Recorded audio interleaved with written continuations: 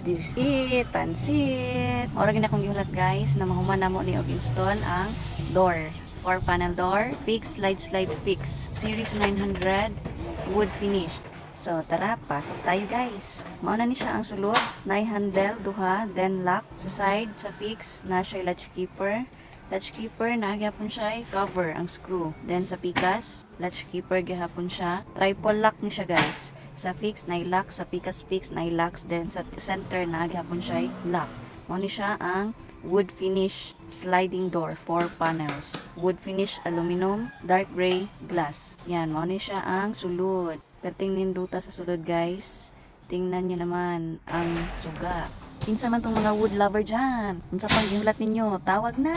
Tawagin ako ninyo guys. Kay ready na mi mo install sa inyong glass and aluminum doors, windows, awning, etc.